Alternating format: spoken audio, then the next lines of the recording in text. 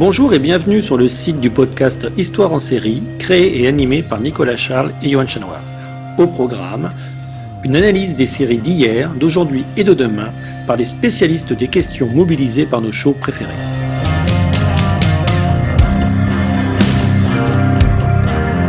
Histoire en série, c'est le podcast qui met en relation histoire, sciences humaines et séries.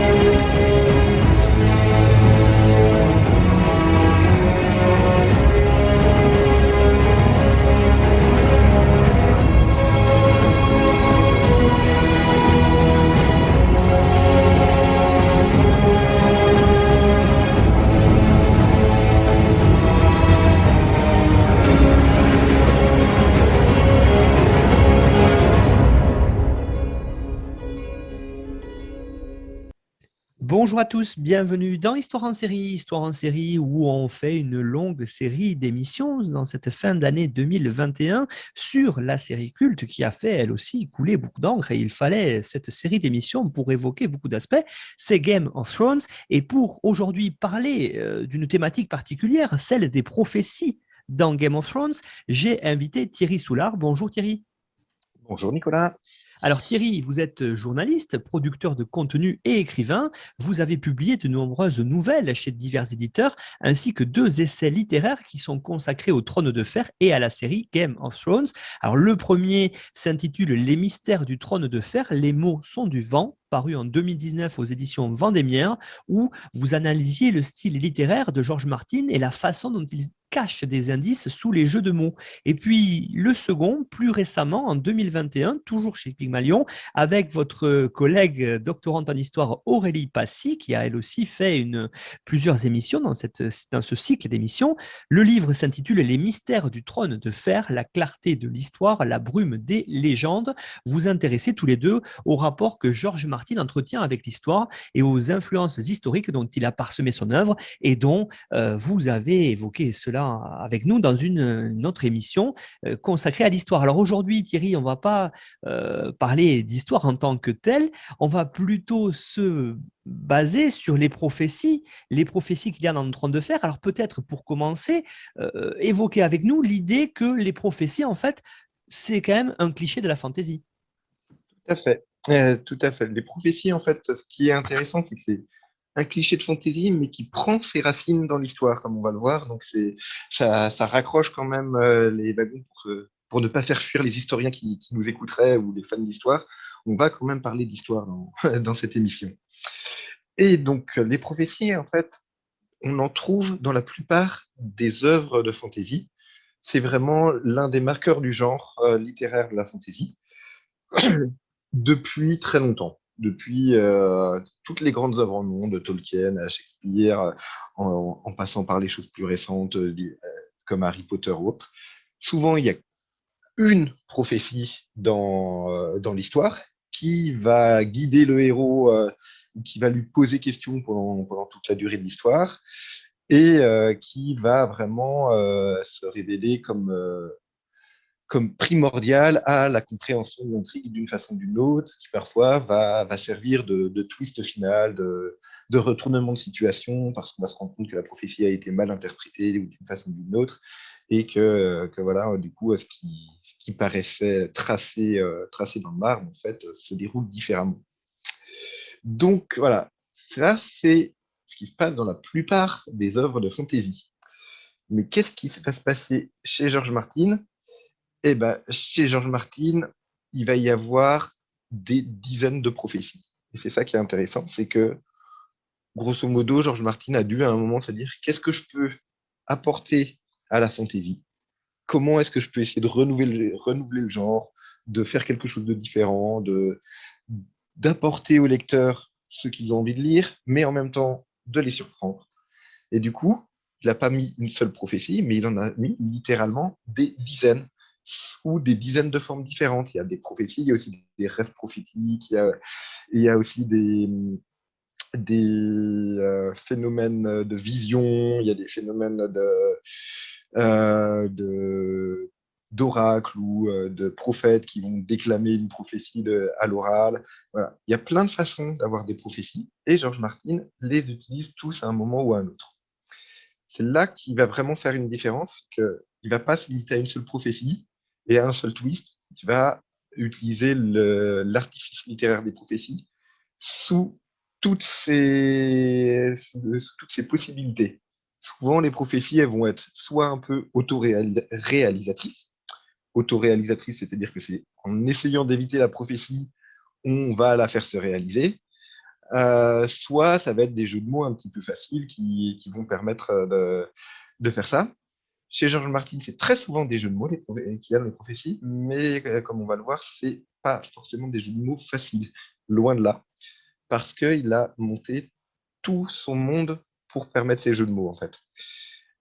Grosso modo, chez lui, on va retrouver des phénomènes explicitement magiques, où voilà, quelqu'un va prévoir un événement et va l'annoncer. Voilà, magie pure et dure, on est dans un monde de fantasy. Soit on va être parfois dans des phénomènes à la frontière de la magie et du rêve, et on ne saura pas trop, et George Martin ne tranchera jamais dans ces cas-là. Est-ce qu'on est dans l'inconscient du personnage, dans l'expression des frustrations, des envies du personnage qui fait en sorte de les réaliser ensuite, ou est-ce qu'on est dans le domaine du magique qui va se réaliser? Et ce que George Martin ajoute aussi, et ce qui est très peu courant dans la fantasy, et c'est là qu'il va raccrocher beaucoup plus avec l'histoire, avec les traditions prophétiques réelles et historiques, c'est qu'il va mettre dans son œuvre des prophéties à usage politique, c'est-à-dire des prophéties qui n'ont peut-être de prophétie que le nom et qui vont se réaliser peut-être simplement parce que ça arrange bien des gens que ça se réalise comme ça. C'est des phénomènes publics du type le roi sera renversé le jour où je ne sais quoi. Et du coup, quand on a besoin de renverser le roi, on fait en sorte que la prophétie se réalise. C'est des prophéties qui vont être connues des gens, des personnages, des foules, et qui bien souvent vont être des promesses, vont être des attentes, vont être ou éventuellement des manipulations, enfin, vont être l'objet de manipulations politiques pour qu'elles se réalisent. Et là, c'est là-dessus vraiment que George Martin s'inspire de l'histoire. Si on vous suit, Thierry Soulard, ce qu'il faut voir ici, finalement, c'est que dans les prophéties qu'a mis en place Martin dans le Trône de Fer, qui sont en partie reprises dans la série Game of Thrones, c'est qu'elles sont finalement relativement réalistes et surtout très inspirées de faits historiques. Totalement. George Martin, là encore, il s'inspire de l'histoire et il s'inspire notamment de ce qu'il connaît, c'est-à-dire les prophéties de la guerre des 2 roses, on va le voir. Il va, il y a un fait, c'est que les prophéties, on en trouve dans l'histoire, dans notre histoire, et qu'il n'y a pas besoin, il y a pas besoin de la fantaisie pour avoir des prophéties. Le terme prophétie existe bien évidemment avant ça et est utilisé notamment au niveau biblique. Le terme prophétie, ça vient du mot grec prophétesse, et c'est utilisé dans la traduction grecque de la Bible pour rendre un mot hébreu qui est le mot nabi, Donc, on est déjà dans une traduction d'un mot, on est déjà dans quelque chose qui va falloir traduire et interpréter. C'est là que c'est intéressant parce que les prophéties, il faut souvent les traduire, il faut souvent les interpréter. Étymologiquement même, le terme prophète, ça voudrait dire se faire l'interprète d'un dieu, ça voudrait dire prédire, annoncer d'avance. Mais quand on interprète quelque chose, il y a la possibilité de mal comprendre et de mal traduire. Et du coup, c'est souvent ce qui se passe dans le monde de George Martin. On a des prophéties, mais elles sont mal comprises et elles sont mal traduites. Dans le monde réel, voilà, on a eu les prophéties bibliques, il y a eu plein d'autres prophéties à plein d'autres moments, la prophétie du prêtre Jean, et Jeanne d'Arc. Si Jeanne d'Arc est attendue, c'est parce qu'il y a une prophétie qui dit qu'une jeune fille libérera la France.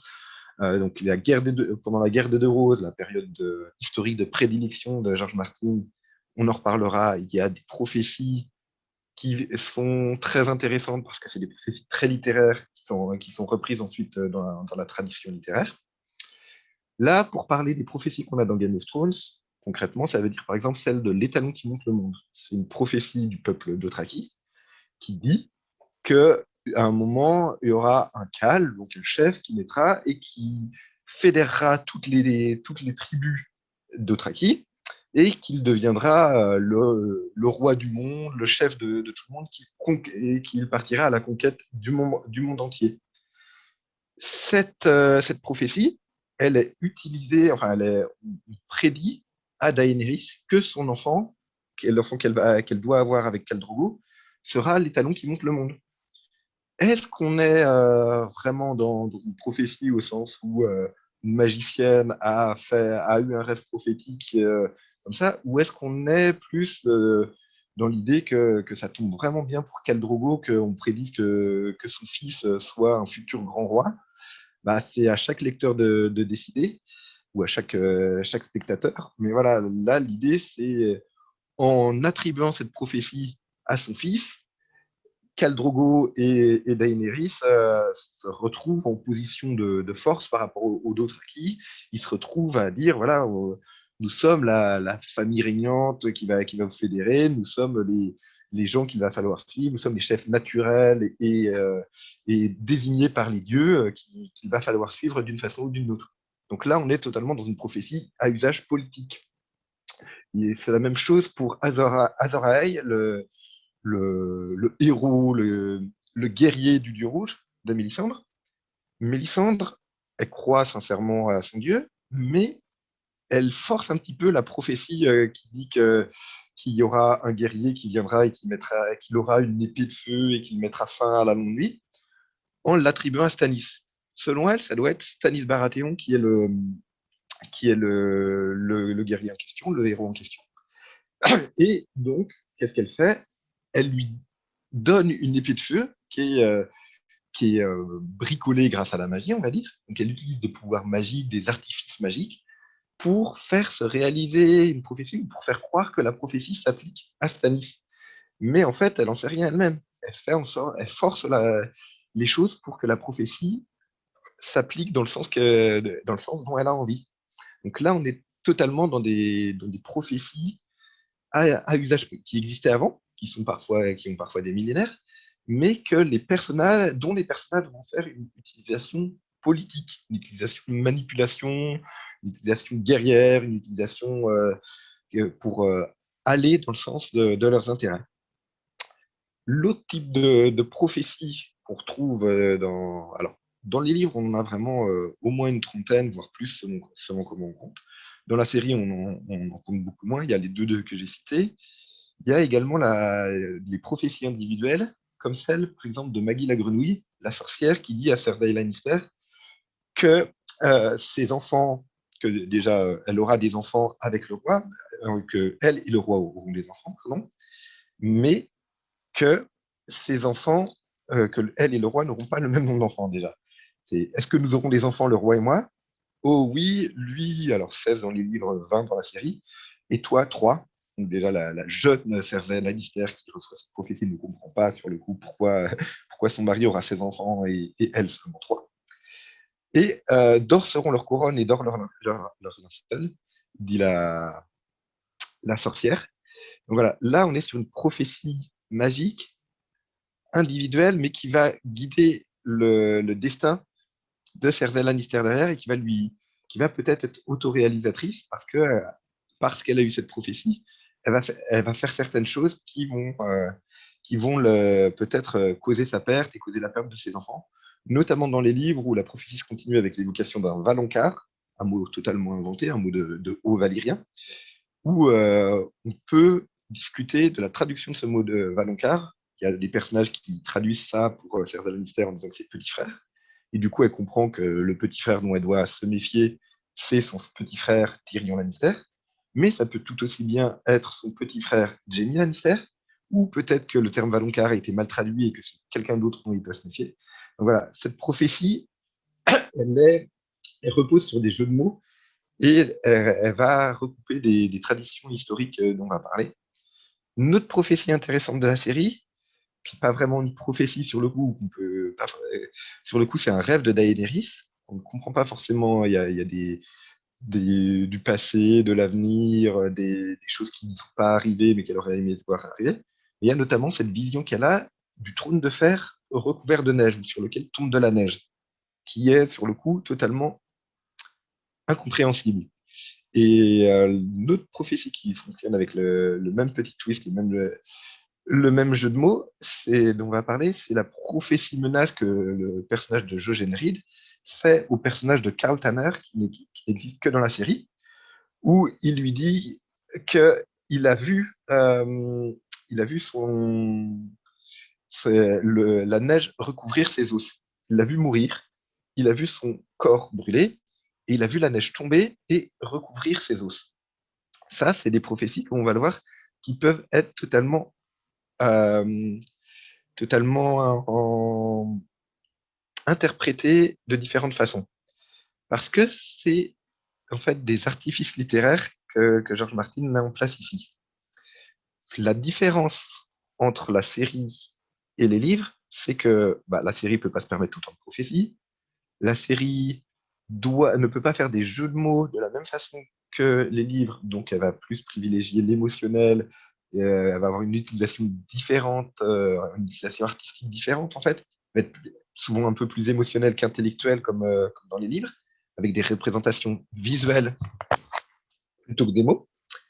Mais c'est, la série va quand même faire des jeux de mots dont on parlera juste après. Je vais juste revenir là sur les inspirations historiques qu'il y a à ce niveau-là. C'est que si George Martin fait des jeux de mots, c'est parce que Tolkien a fait des jeux de mots avant lui pour les séries. Quand le Nazgûl dans Tolkien, le roi des Nazgûl meurt, il meurt parce qu'il y a une prophétie qui dit que aucun homme vivant ne pouvait le tuer, mais c'est une femme qui tue. C'est Éowyn, fille d'Éomer, qui tue.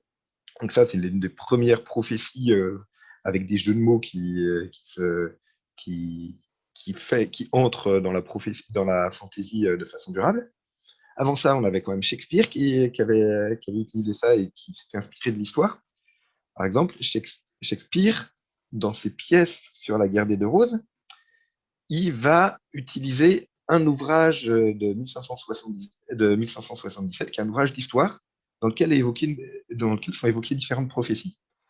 Ces prophéties, on les retrouve dans un autre ouvrage de 1548, qui est un livre historique et généalogique sur les York et les Lancastre, qui s'inspire lui-même de la correspondance d'une famille noble anglaise de 1450, qui évoque ces prophéties. Donc on a des documents littéraires qui, comme ça, ont été repris pour arriver jusqu'au texte de Shakespeare, qui lui-même va inspirer George Martin derrière. Et ces prophéties, en l'occurrence, quelles sont-elles? C'est notamment les prophéties concernant le duc de Somerset, où dans Shakespeare, ça donne qu'arrivera-t-il au duc de Somerset? Il y a un esprit qui répond qu'il évite les châteaux. Donc un personnage doit éviter les châteaux pour ne pas mourir, en fait. C'était ça la prophétie historique qu'on lui avait fait. Et finalement, ce personnage de Somerset est tué sous l'enseigne d'une auberge qui représente un château. Donc voilà, on joue sur les mots, on joue sur les représentations pour que la prophétie se réalise quand même. C'est de même pour Henri IV d'Angleterre. Henri IV d'Angleterre, on lui avait prédit qu'il mourrait à Jérusalem. Et il avait prévu, du coup, de mourir à Jérusalem.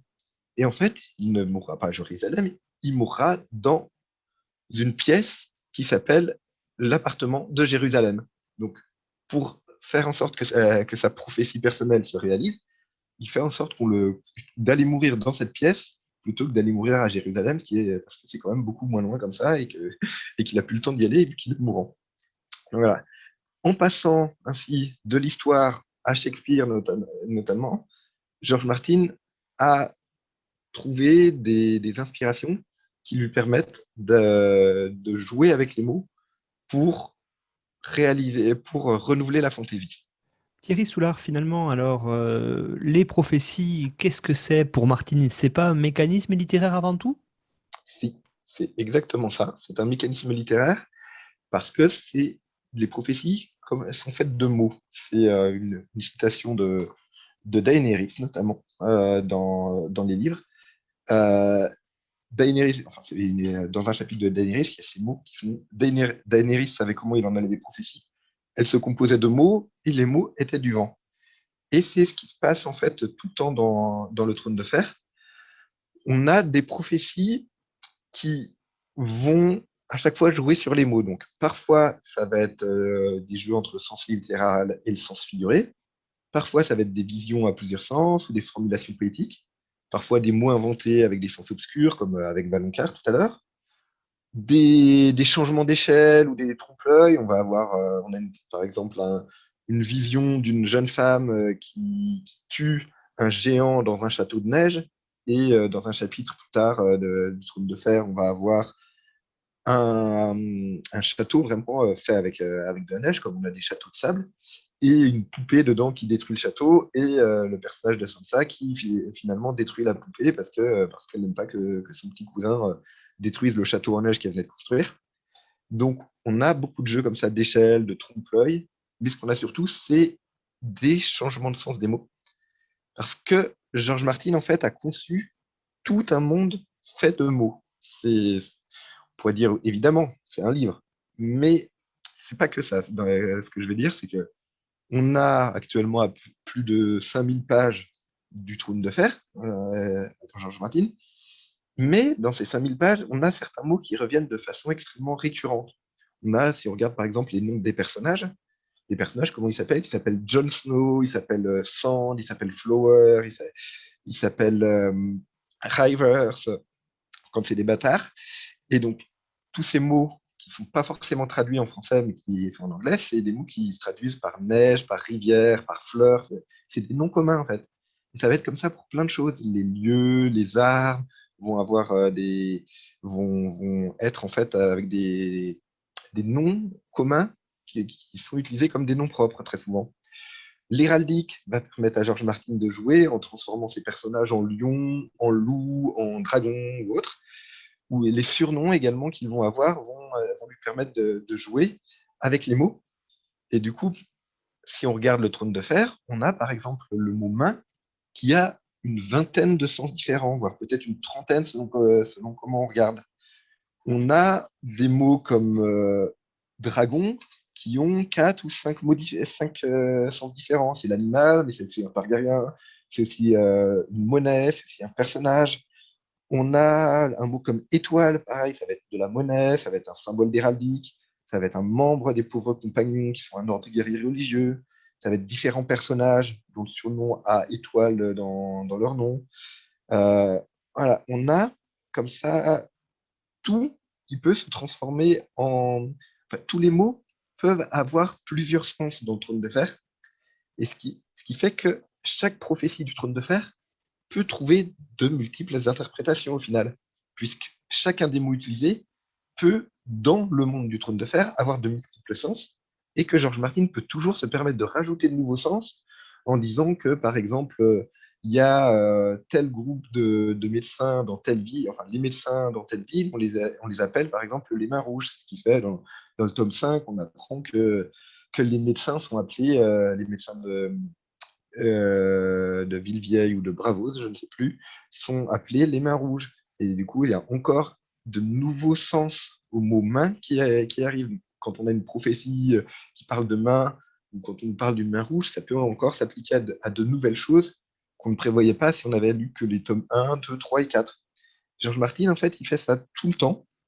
Il ajoute des sens aux mots, il enrichit le sens des mots, et grâce à ça, il construit de nouvelles prophéties, où il construit de nouveaux sens à ces prophéties, ce qui permet à chaque fois de relancer les interrogations des lecteurs. C'est vraiment pour moi ce que George Martin apporte à la fantaisie en tant qu'œuvre littéraire, en tant qu'écriture littéraire, c'est qu'il ne va pas y avoir des mots au sens figé, mais des mots qui vont lui permettre, parce qu'ils ont un sens tout le temps changeant, de réinterpréter totalement ce qu'il a dit et qui vont permettre au lecteur et au personnage de réinterpréter tout le temps les prophéties, les promesses, les correspondances, les différentes choses auxquelles ils vont être confrontés. C'est vraiment ça qui est très intéressant dans l'écriture de George Martin, c'est comment chaque mot peut avoir de multiples sens. Merci Thierry Soulard pour l'évocation des prophéties dans les ouvrages de Martin, hein, Le Trône de Fer, et puis aussi leurs répercussions dans la série Game of Thrones. Alors, on l'a dit en introduction, hein, vous avez justement, par rapport à ces mots, vous avez terminé sur ça, publié un ouvrage qu'on a mis en bibliographie sur notre site internet histoireensérie.com, et puis vous avez aussi évoqué l'histoire, et donc l'histoire aussi, vous avez écrit un ouvrage dessus avec Aurélie Passy, lui aussi dans la bibliographie que vous avez aussi fourni, beaucoup plus développée pour bien comprendre toutes ces notions de prophétie et leurs sources, en tout cas, comment Martin s'en est inspiré pour écrire ses ouvrages et donc ensuite comment les showrunners les ont reprises dans Game of Thrones. Vous avez tout ça sur la page de l'émission de notre site internet histoireensérie.com et puis vous pouvez retrouver le résumé des émissions sur notre partenaire nonfiction.fr sur lequel il y a à chaque fois, en plus du résumé, les liens pour aller écouter l'émission vers les grandes plateformes de podcast, YouTube et Spotify. Merci beaucoup Thierry Soulard pour cette émission sur les prophéties qui nous aura permis aussi de bien comprendre en partie comment Martin a écrit son œuvre. À bientôt Thierry. À bientôt, bon courage.